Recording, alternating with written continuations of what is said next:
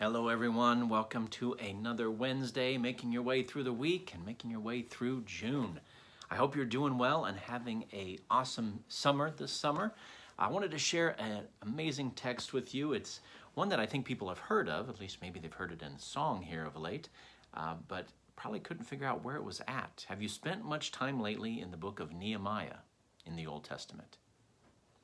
Maybe not a place where we hang out a lot. Of course, Nehemiah is telling us a story about coming back from captivity. God's people have been there in Babylon and now they're returning, they're rebuilding, and it doesn't go as easy as you might expect. Kind of like rebuilding after the pandemic. It hasn't gone as easy as any of us expected it would.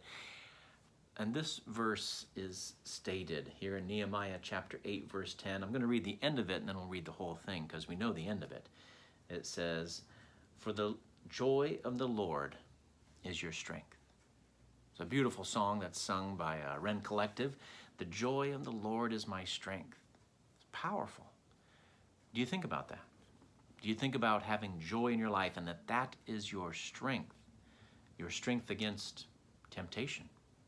Because it really is. It's not just the law that keeps us away from temptation, because when we don't have joy in our life, true joy, we start to think, I've had such hardship, I deserve this. And so that is how we talk ourselves into sin. But the joy of the Lord is our strength for life and against sin. But the whole verse is kind of interesting. In Nehemiah chapter 8, verse 10, "Then he said to them, 'Go your way, eat the fat, drink the sweet, and send portions to those who have nothing, for whom nothing is prepared. For this day is holy to our Lord. Do not sorrow, for the joy of the Lord is your strength.'" So here it's talking a little bit more than that. It's talking about sharing a blessing and having a feast and enjoying the best of life.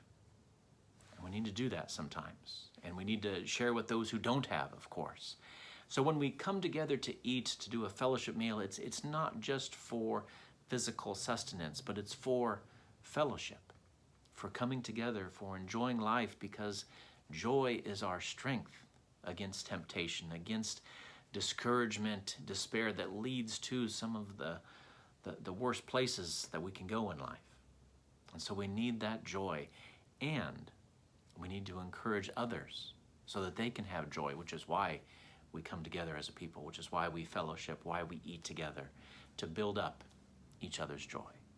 So today, I hope you're joyful. I hope you're like Paul, who said, "Rejoice in the Lord always, and again I'll say rejoice." Paul knew that joy was important, even as he was dealing with imprisonment and all the hardships of life. Joy is vital. So I hope you have joy today. If you don't, maybe today is the time to pray and say, "Lord, increase my joy. Increase my joy in you."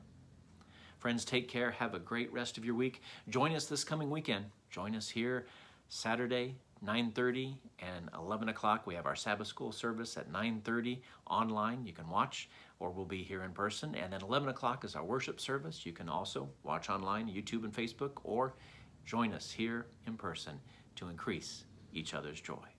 Take care, everyone, and let's do our best to take care of everyone.